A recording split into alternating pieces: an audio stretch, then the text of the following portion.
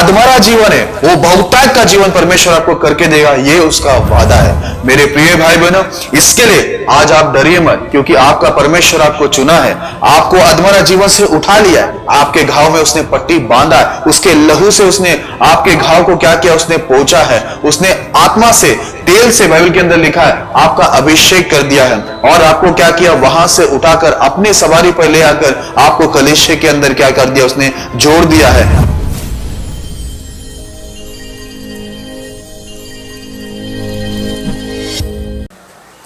जय मसीह की। आज का हमारा जो विषय है वो ये है, अधमरा जीवन से बहुतायत का जीवन, from half dead life to abundant life. आइए हम लोग इस विषय के लिए प्रार्थना करें ताकि पवित्र आत्मा हमारी मदद करे। खुदावंद यीशु मसीह, हम धन्यवाद देते हैं इस विषय के लिए जो आपने हमें दिए हैं। दुआ करते इस विषय को आप आशीष करें, और महान परमेश्वर इस वचन के द्वारा आप सभी के जीवन के अंदर कार्य करें। आपके दास को अच्छे एक्सप्लेन करने में मदद और सहायता कीजिए, आप करेंगे, धन्यवाद देते। प्रार्थना यीशु मसीह के नाम में करते हैं, आमीन। जैसे कि आज हमारा विषय है अधमरा जीवन से बहुतायत का जीवन। आज हम लोग बाइबल से देखेंगे कि कैसे परमेश्वर एक इंसान को जो अधमरा जीवन के अंदर रहता है, यानी आधा अधूरा जीवन में जीता रहता है, वहां से निकालकर परमेश्वर बहुतायत का यानी भरपूरी का जीवन परमेश्वर हमें देता है। किस प्रकार परमेश्वर हमारे जीवन के अंदर कार्य करता है, आज हम लोग इन सब बातों को बाइबल से देखेंगे। तो आइए हम लोग सबसे पहले एक वचन को पढ़ते हैं, लूका उसका 10वां अध्याय 30 से लेकर हम लोग 32 तक पढ़ेंगे। यीशु ने उसे उत्तर दिया, एक मनुष्य यरूशलेम से यरीहो को जा रहा था कि डाकुओं ने घेर कर उसके कपड़े उतार लिए और मार पीट कर उसे अधमरा छोड़कर चले गए। और ऐसा हुआ कि उसी मार्ग से एक याजक जा रहा था, परंतु उसे देख के कतरा कर चला गया। इसी रीति से एक लेवी उस जगह पर आया और वह भी उसे देख के कतरा कर चला गया। प्रभु यीशु मसीह ने यहाँ पर एक कहानी बताई, और जैसे कि मैं आपको बार बार कहता हूं कि यीशु मसीह जो है कभी भी टाइम पास में कोई बात नहीं कहता। परमेश्वर की हर बातों में गंभीरता है, और परमेश्वर हर बातों के द्वारा हमें कुछ ना कुछ परमेश्वर हमें सिखाना चाहता है, परमेश्वर हमें समझाना चाहता है, और उसके द्वारा परमेश्वर हमें चेतावनी देता है ताकि हम लोग सावधानी से अपने जीवन परमेश्वर की इच्छा में बिताएं। यहाँ पर परमेश्वर ने एक कहानी बताया। वो कहानी कुछ ऐसा था कि एक इंसान यरूशलेम से यरीहो की तरफ जा रहा था, और वहां पर क्या हुआ, डाकुओं ने उस पर हमला किया, उसके कपड़े उतारे, उसे मार पीट कर उसको अधमरा छोड़कर चला गया। मेरे प्रिय भाई बहनों, यरूशलेम जो है एक शांति का जगह है, और यरीहो जो है वो एक शापित जगह है। मैं आपको एक बात बताना चाहता हूं कि परमेश्वर जब भी इंसान को इस पृथ्वी पर भेजता है, जब एक इंसान छोटा रहता है, बच्चा रहता है, जन्म से उसके अंदर कोई पाप, बुराई या बुरी आदतें नहीं होती है, या वो कुछ गलत सीख कर नहीं आता है, पर जैसे जैसे वो बड़ा होता है, आसपास के लोगों को देखता है, तब उसको क्या होता है, समझ में आता है कि गाली कैसा देना है, मारामारी कैसा करना है, झगड़ा कैसा करना है। वो हर चीज लोगों को देखकर सीखता है, झूठ बोलना सीखता है, नशा करना सीखता है। कैसे सीखता है, वहां के जो वातावरण है जहां पर वो रहता है और वहां पर वो बढ़ता है। मेरे प्रिय भाई बहनों, यहां पर हम लोग देखते हैं, क्या देखते हैं हम लोग यहाँ पर, कि यरूशलेम यानी परमेश्वर की जगह से एक इंसान कहां जा रहा है, शापित जगह पे जा रहा है, यरीहो में। ऐसे ही होता जब एक बच्चा छोटा रहता है, परमेश्वर उसको बहुत ही अच्छा स्वभाव देकर, अच्छा मन देकर पृथ्वी पर भेजा रहता है। लेकिन जैसे जैसे वो लोगों के बीच में, और अधर्मिक लोगों के बीच में, पापी लोगों के बीच में, गलत लोगों के बीच में वो बढ़ता रहता है, यानी वो यरूशलेम से किधर जा रहा है, शापित जगह पर, यानी यरीहो के अंदर वो जा रहा है।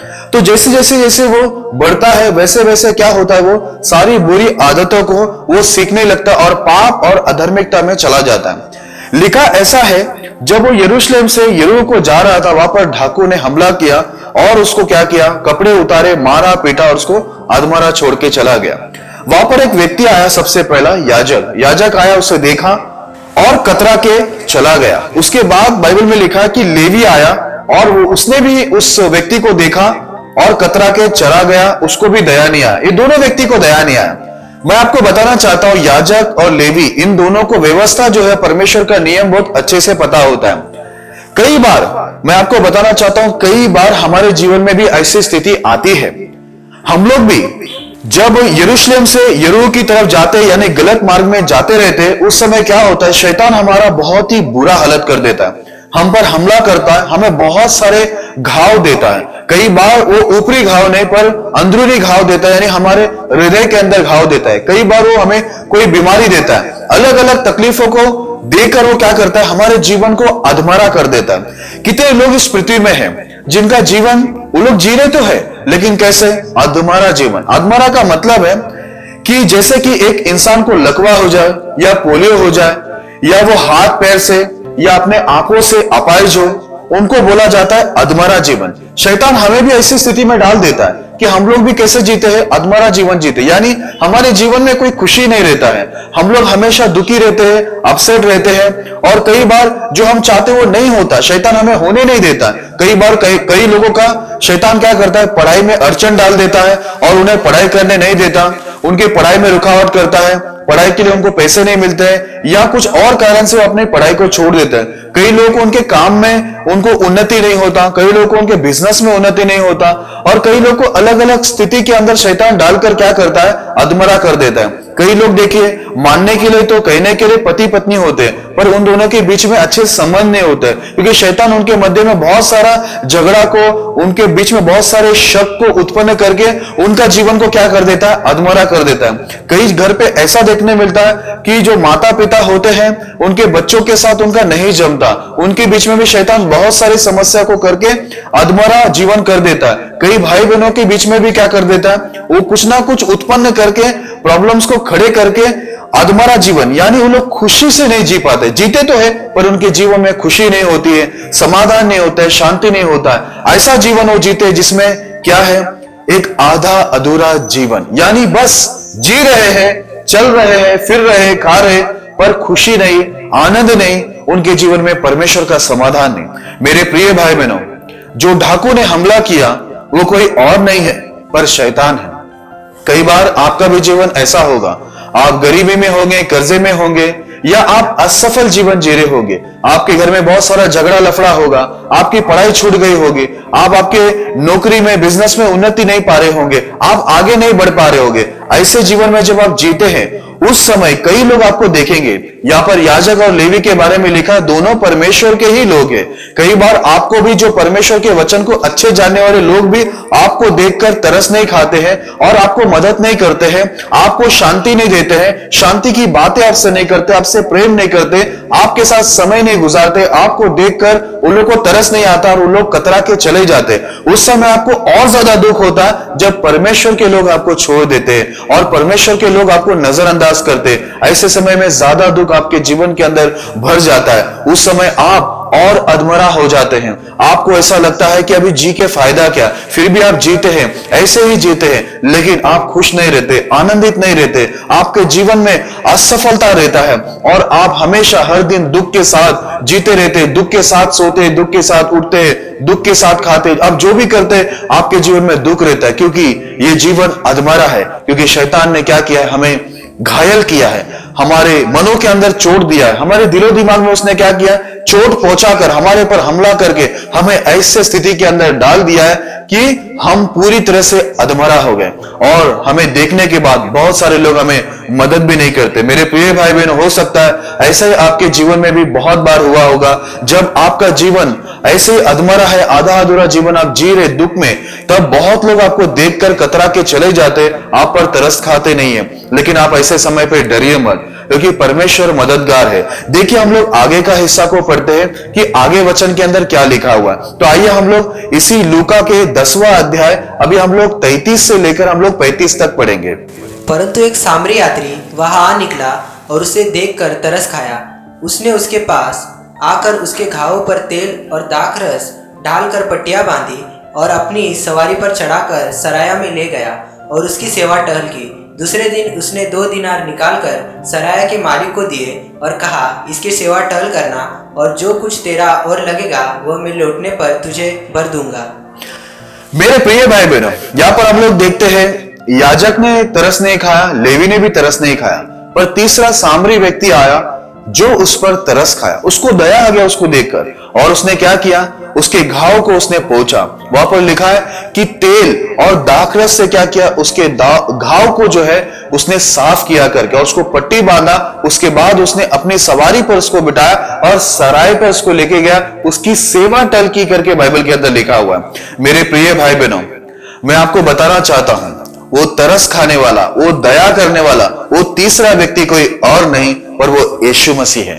मेरे प्रिय भाई बहनों, जब लोग आपको छोड़ देते हैं आपके अधमरा जीवन में, जब आपको कोई पूछने वाला नहीं होता है और शैतान आपको बहुत चीजों से घायल करता है, आत्मिक जीवन में भी, शारीरिक जीवन में भी, और हर प्रकार का वो तनाव के अंदर जब आपको डाल देता है, यानी पूरी तरह से आपका जो जीवन है वो अधमरा, आधा अधूरा जीवन करके जब शैतान आपको छोड़ देता है, उस समय बहुत लोग देखकर आपको कतरा के चले जाएंगे। पर यीशु मसीह जो दया का सागर है, वो दयालु परमेश्वर है, वो कृपालु है, वो आपको देखकर कतरा के जाएगा नहीं, पर वो जरूर आपको मदद करेगा।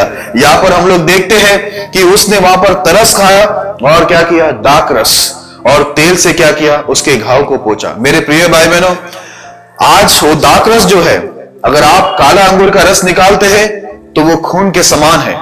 यीशु मसीह ने अपने लहू के द्वारा आपके घाव को क्या किया है, चंगा किया है। तेल यानी पवित्र आत्मा के द्वारा परमेश्वर ने आपका अभिषेक किया है।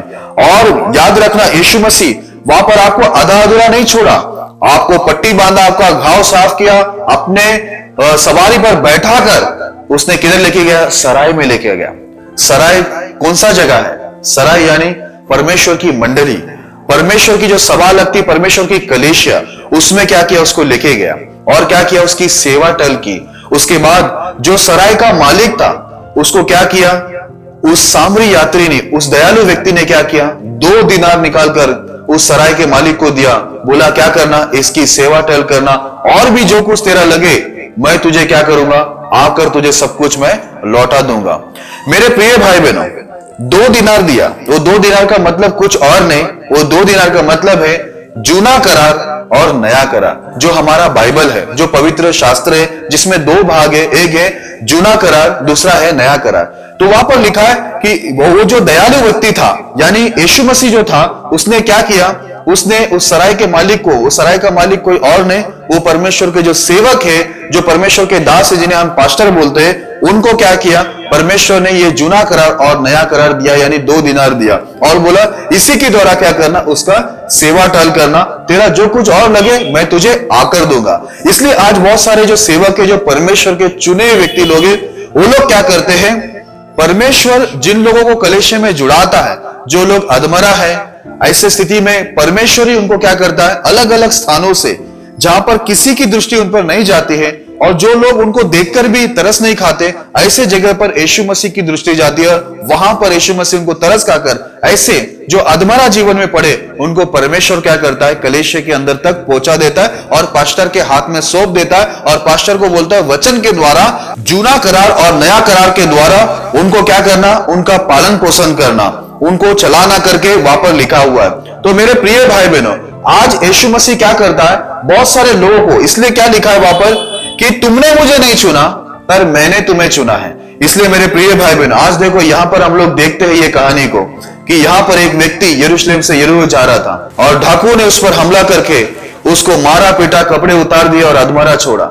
2 जन ने, याजक और लेवी ने उस पर तरस नहीं खाया, पर तीसरा व्यक्ति, सामरी व्यक्ति, जो मैं आपको बता चुका हूं कि वो तीसरा व्यक्ति, दयालु व्यक्ति, वो कोई और नहीं पर वो यीशु मसीह, जो उस पर तरस खाया, उसके घाव को पोंछे और तेल से, पवित्र आत्मा से उसका अभिषेक किया और उसको कलीसिया तक पहुंचा दिया और पास्टर के हाथ में उसको सौंप दिया और पास्टर को बताया गया कि 2 दिनार से, यानी नया करार और जूना करार दोनों से क्या करना, इसको पालन पोषण करना, जो कुछ तुझे और लगेगा वो मैं आके लौटाऊंगा। इसलिए पास्टर लोगों को परमेश्वर बहुत सारे आशीषों को देगा, परमेश्वर उनको रिवॉर्ड देगा, क्योंकि वो लोग क्या करते हैं, परमेश्वर जितने भी ऐसे अधमरा लोग को कलीसिया में जुड़ाते हैं, उसके पीछे काम कौन करता है, परमेश्वर के सेवक लोग उनके पीछे काम करते हैं। तो मेरे प्रिय भाई बहनों, मैं आपको बताना चाहता हूं कि ऐसे स्थिति के अंदर जब आप भी अगर अधमरा जीवन जी के आ रहे, तो आप डरिए मत, लोग आपके पर तरस नहीं खाएंगे, आपको देखकर कतरा के चला जाएगा, पर यीशु मसीह आपके ऊपर जरूर तरस खाएगा, क्योंकि यीशु मसीह दयालु है, वो दया का सागर है।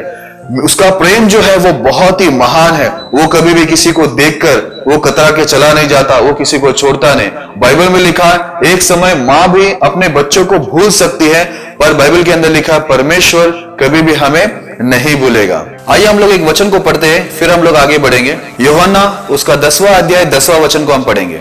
चोर किसी और काम के लिए नहीं, परंतु केवल चोरी करने और घात करने और नष्ट करने को आता है। मैं इसलिए आया कि वे जीवन पाए और बहुतायत से पाए। मेरे प्रिय भाई बहनों, यीशु मसीह ने कहा कि चोर कोई और काम के लिए नहीं, पर एक ही काम के लिए आता है, वो चोरी करने, घात करने और नष्ट करने को। जैसे कि हम लोग ने देखा कि उस व्यक्ति को जो यरूशलेम से यरीहो को जा रहा था, वहां पर भी डाकू आकर क्या किया, उसके जीवन से क्या किया, जो कपड़े थे चुरा लिए, समाधान चुरा लिया, उसकी जो आरोग्यता था वो भी चुरा लिया और उसको क्या किया, मार पीट कर उसको अधमरा छोड़ दिया। मेरे प्रिय भाई बहनों, शैतान का यही काम है। चोर व्यक्ति है वो, और शैतान सबसे बड़ा चोर है जो हमारे जीवन से सब कुछ चुरा लेता है। हमारे घर के अंदर से समाधान, शांति चुरा लेता है, हमारे पढ़ाई को चुरा लेते हैं, हमारे बिजनेस, हमारे काम के अंदर जो कुछ भी आशीष होता है वो सब कुछ क्या करता है, वो अच्छी चीजों को चुरा कर हमारे जीवन में दुख भर देता है। इसलिए यहाँ पर लिखा है चोर कोई और काम के लिए नहीं, चोरी करने, घात करने को, नष्ट करने के लिए आता है।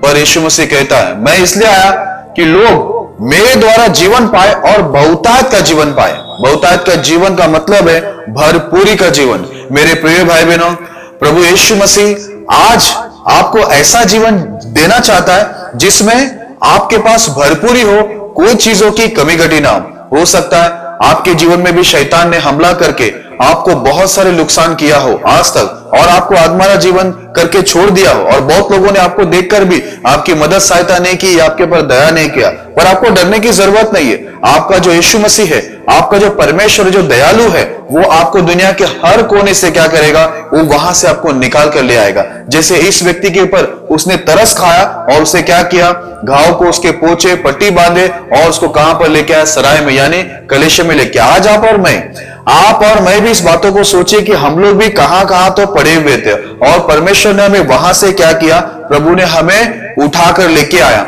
हम लोग वहां पर दुखी थे, अधमरा जीवन में जी रहे थे, अलग अलग समस्या से हम लोग घायल थे।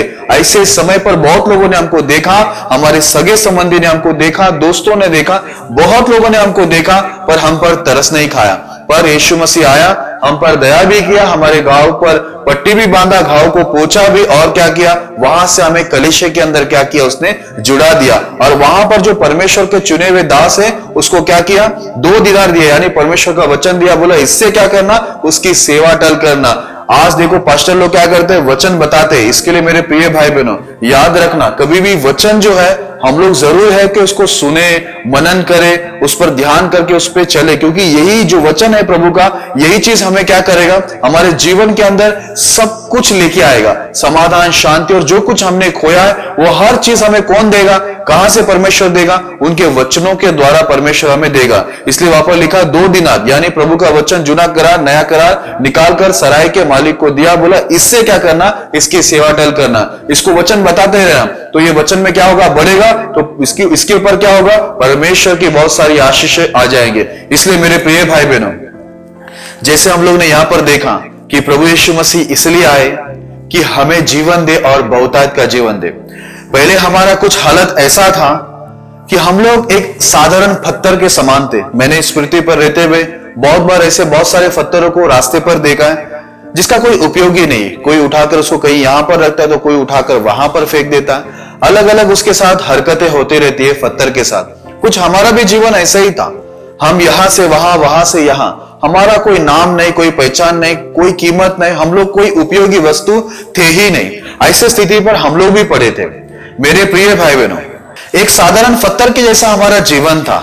लेकिन मैं आपको एक बात बता देता हूं, एक बात मैं आपको यह बताना चाहता हूं कि जैसा एक सादा पत्थर होता है उसको कोई तो भी उठा के ले जाता है। आपको पता होगा कुछ औरतें आते हैं, आदमी लोग भी होते हैं जिनके हाथ में हथौड़ी होता है और छीनी होते हैं। वो लोग बड़े कारीगर होते हैं। उस सादा पत्थर को उठाते हैं और उसको क्या करते हैं, बड़े शेप में लेके आते हैं उसको चीनी हथौड़ी के द्वारा, और उसको क्या करते हैं, बहुत अच्छा बना देते हैं। और इस प्रकार उन लोग उसको शेप देते हैं कि उसका एक नाम होता है। उसका नाम कई बार उसको पाटा बोला जाता है। और उसके बाद क्या होता है, उसको नाम मिल जाता है, एक पत्थर को नाम मिलता है पाटा। उसके बाद क्या होता है, वो जो उपयोगी नहीं था अब वो उपयोगी बन जाता है। जिसकी पहचान नहीं थी उसकी पहचान हो जाती है। अब जो पत्थर घर के बाहर था वो घर के अंदर रखा जाता है और अब वो साधारण पत्थर नहीं होता है पर एक उपयोगी पत्थर होता है। मेरे प्रिय भाई बहनों, हम भी ऐसे ही साधारण रूप से कहीं तो भी पढ़े थे, लेकिन यीशु मसीह ने हमको वहां से उठाया और कलीसिया के अंदर लेके आया। उसके वचनों के द्वारा, परमेश्वर के दासों के द्वारा हमसे बातें करते हुए, हमारा पालन पोषण वचनों के द्वारा करते हुए क्या किया, उसने हमें एक पहचान दी। आज वो हमारा उपयोग कर रहा है, आज हमारा एक नाम है। हम लोग परमेश्वर की सेवा में क्या हो रहे हैं, सहभागी हो रहे। हम लोग की एक पहचान हो गई। किसने किया? ये सब कुछ परमेश्वर ने किया। मेरे प्रिय भाई बहनों, याद रखना, भले ही आपके ऊपर कोई भी दया न करे, भले कोई भी आपको तरस ना खाए, आपको मदद ना करे, पर याद रखना आपका परमेश्वर आपके ऊपर जरूर दया करेगा। और परमेश्वर ये बहुत आसानी से मिलने वाला मददगार। कोई भी व्यक्ति को हम लोग पीछे पड़ते हैं बहुत लंबे समय तक, फिर भी लोग हमको मदद नहीं करते, पर आपको मालूम है ये जो आसान से मिलने वाला जो मददगार है वो हमारा परमेश्वर बड़े आसानी से मिलता है। एक पुकार में वो सुनता है हमारा, कई बार हमारे बुलाने से पहले वो हाजिर रहता है, पर हम लोग ही नहीं पहचानते। देखिए एक वचन को हम लोग पढ़ेंगे, फिर हम लोग आगे बढ़ेंगे। भजन संगीता उसका 46वां अध्याय, उसका पहला वचन हम लोग पढ़ेंगे। परमेश्वर हमारा शरण स्थान और बल है, संकट में अति सहज से मिलने वाला सहायक। मेरे प्रिय भाई बहनों, हमारा परमेश्वर क्या है? हमारा बल है और अति सहज से मिलने वाला सहायक है। मेरे प्रिय भाई बहनों, मैं आपको बताना चाहता हूं, जब भी आप संकट में पड़े तो भरोसा आप आपके परमेश्वर के ऊपर करें, जो अति सहज से आपको क्या करता है, मिलता है। वो अति सहज से मिलने वाला सहायक है, वो हमेशा मददगार है, वो हमेशा सबकी मदद करना चाहते हैं। ऐसे लोग जो थके हारे लोग हैं, परमेश्वर आपको नया बल देंगे, नई सामर्थ देगा, नया जीवन देगा। आपका स्थिति परिस्थिति सब कुछ परमेश्वर क्या करेगा, बदल देगा। जो शैतान ने क्या किया, जो चोर है आपके जीवन से, हो सकता है आपकी पढ़ाई को चुरा लिया, आपकी अच्छी नौकरी को चुरा लिया, आपका उन्नति को चुरा लिया, आपके बिजनेस को चुरा लिया, आपके जीवन से उसने शांति समाधान को चुरा लिया होगा, आपके परिवार को चुरा लिया होगा, आपके परिवार को तोड़ दिया होगा, बहुत कुछ उसने चुरा लिया होगा। पर आप डरिए मत, क्योंकि चोर तो चोरी करने आया है, वो घात करने आया, वो नष्ट करने आया, पर प्रभु यीशु मसीह भी आया है जो आपको जीवन और बहुतायत का, भरपूरी का जीवन, यानी जो कुछ आपने खो दिया है, प्रभु सब कुछ आपको लौटा के देना चाहता है। आपके जीवन में खुशी, एक भरपूरी लाना चाहता है, आनंद की भरपूरी, आशीषों की भरपूरी, हर चीजों की भरपूरी वो करके देना चाहता है। जो भी आपने आपकी पढ़ाई खो दिया है, आपकी नौकरी बिजनेस खो दिया, परिवार खो दिया, गॉड आपको सब कुछ, परमेश्वर आपको लौटा के देना चाहता है, क्योंकि वो आया ही यही काम के लिए। इसलिए मेरे प्रिय भाई बहनों, वो बड़े आसानी से मिलने वाला मददगार है। आप उन्हीं के ऊपर भरोसा करें, उन्हीं को पुकारें, क्योंकि वो आपको नहीं छोड़ेगा, वो आपके पीछे काम करेगा। जैसे हम लोग ने देखा शुरुआत में जो कहानी देखा कि कैसा वो इंसान अधमरा पड़ा था, आधा अधूरा जीवन था, वो ऐसा था, मरा भी नहीं था, जी भी नहीं रहा था, ऐसे घायल हालत में था। हम भी कई बार ऐसे घायल हालत में पहुंच जाते, शैतान हमें पहुंचा देता है। हम लोग बहुत चीजों से तनाव में, मानसिक तनाव के अंदर चले जाते, शैतान हमें इतना चोट पहुंचाता है। लेकिन याद रखना, कोई भी आपके ऊपर दया नहीं करे, प्रभु यीशु मसीह बड़ा दयालु है, जो आपके ऊपर दया किया और आपको चुना, आपके घाव में उसने पट्टी बांधा और आपको कलीसिया में जुड़ा दिया। और क्या किया, सेवक को बोल दिया, उसको वचन से उसका पालन पोषण करो। आपको ध्यान देना है उसके वचनों पर, जिसके द्वारा आप उन्नति कर सकते हैं और आशीषों को पाकर एक अच्छी गवाही परमेश्वर के द्वारा बन सकते हैं। आइए हम लोग अगले वचन को पढ़ते और फिर हम लोग आगे बढ़ेंगे। यशायाह उसका 41वां अध्याय, उसका 10वां वचन। मत डर, क्योंकि मैं तेरे संग हूँ, इधर उधर मत ताक, क्योंकि मैं तेरा परमेश्वर हूँ। मैं तुझे दृढ़ करूंगा और तेरी सहायता करूंगा, और अपने धर्म में दाहिने हाथ से मैं तुझे संभाले रहूंगा।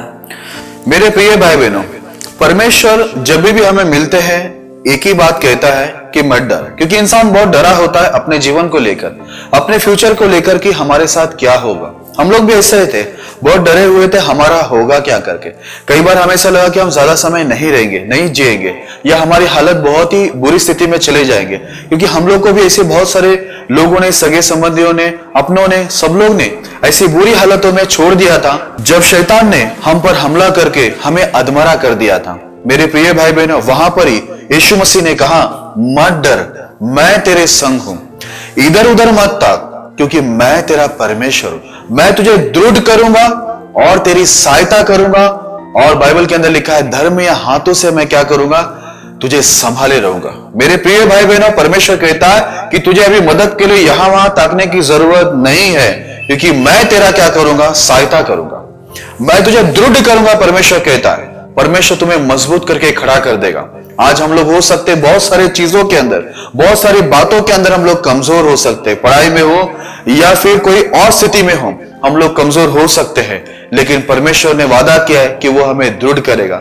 वो अपने दाहिने धर्ममय हाथों से क्या करेगा, हमें संभालेगा, हमारी सहायता करेगा। बोलता मैं तेरे संग हूं करके परमेश्वर कहता, इसलिए कहता वो मत डर करके। मेरे प्रिय भाई बहनों, इसलिए आप आपके संकट के समय अगर आप ऐसे स्थिति में पड़े कि जीवन आपको ऐसा लगता है कि अधमरा, सबने आपको छोड़ दिया और कोई आपको तरस नहीं खा रहा है, कोई भी आपको मदद नहीं कर रहा है, तो आपको डरने की जरूरत नहीं, क्योंकि आपका परमेश्वर आपको मदद करने के लिए अब भी तैयार है और हमेशा वो तैयार ही रहता है। इसलिए मेरे प्रिय भाई बहनों, जब जब आप संकट में पड़ो, आप यहां वहां मत ताको। परमेश्वर कहता है मैं तेरा परमेश्वर हूं और मैं तुझे क्या करूंगा, सहायता भी करूंगा, तुझे दृढ़ भी करूंगा और तुझे संभाल के भी रखूंगा। इसलिए मेरे प्रिय भाई बहनों, आज हो सकता है बहुत सारी स्थितियों से गुजरे होंगे, लेकिन आगे आपको डरने की जरूरत नहीं, क्योंकि आप अभी आ गए हैं सच्चा और जीवित और सामर्थ्य परमेश्वर के पास।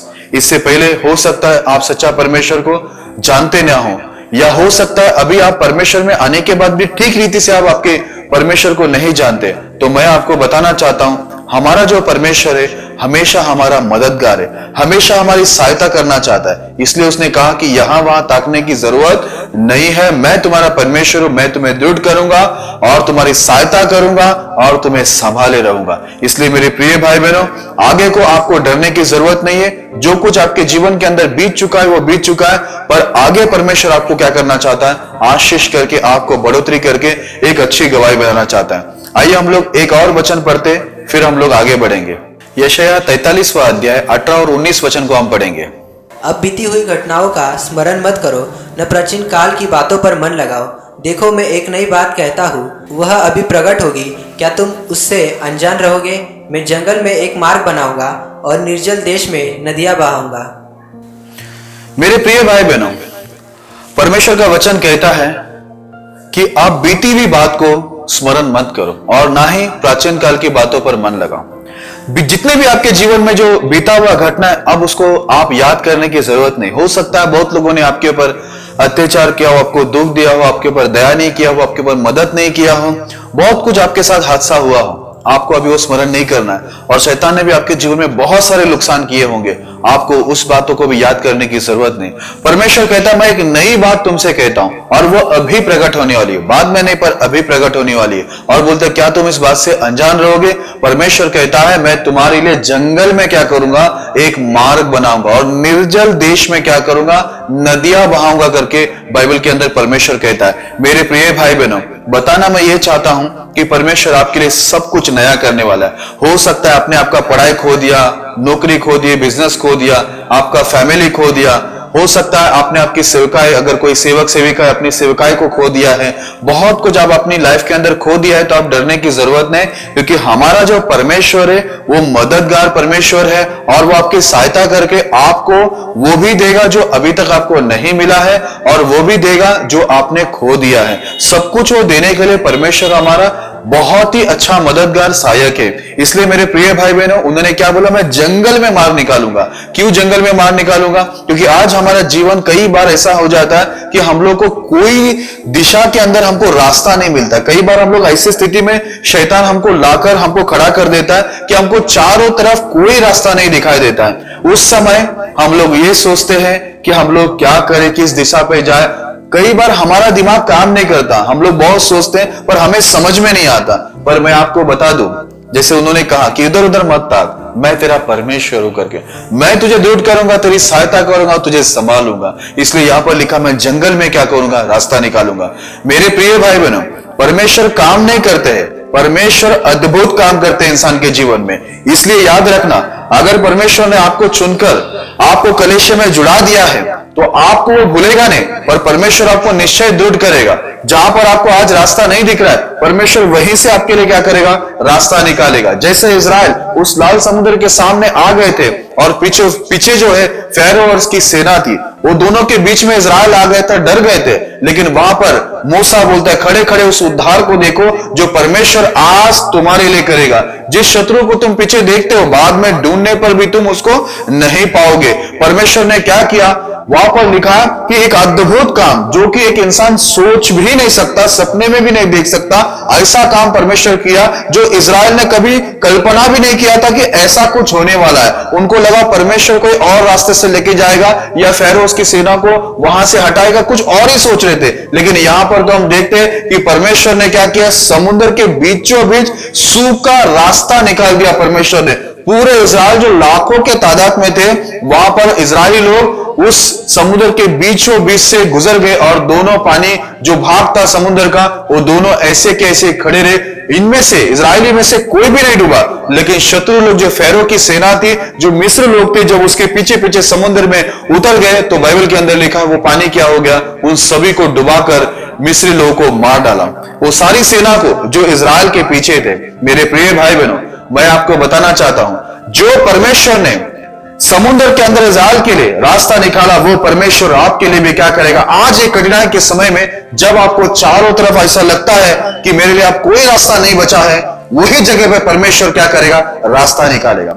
आज हम परमेश्वर को परमेश्वर क्यों कहते हैं? वो इसलिए कहते हैं क्योंकि वो कार्य नहीं, वो अद्भुत कार्य करता है, वो असंभव को संभव करता है, तब तो उनको हम परमेश्वर कहते हैं। उसने क्या बोला, निर्जल देश में मैं नदियां बहाऊंगा। आज आपको लगता है कि आपका जो जीवन है पूरा सूखा हो गया है, निर्जल है, कुछ भी आशीष नहीं, कुछ भी हरियाली नहीं, कोई खुशी नहीं, कुछ भी जो जरूरतों की सामान परिपूर्णता में नहीं है, आपको सब जरूरतें जो आपका है वो आपको पूरा नहीं हो रहा है। ऐसी स्थिति के अंदर अगर आप पड़े हो तो मैं आपको बोलना चाहता हूं कि परमेश्वर वादा करके भूलने वाला नहीं, वादा करके पूरा करने वाला परमेश्वर है। क्योंकि वो वादे का परमेश्वर है, वो कभी अपने नाम का इंकार नहीं करता। याद रखना, उसने कह दिया मतलब कह दिया, वो करेगा ही है। उसने कहा कि मैं निर्जल देश के अंदर मैं क्या करूंगा, नदियां बहाऊंगा। आज परमेश्वर आपके जीवन में भी क्या करेगा।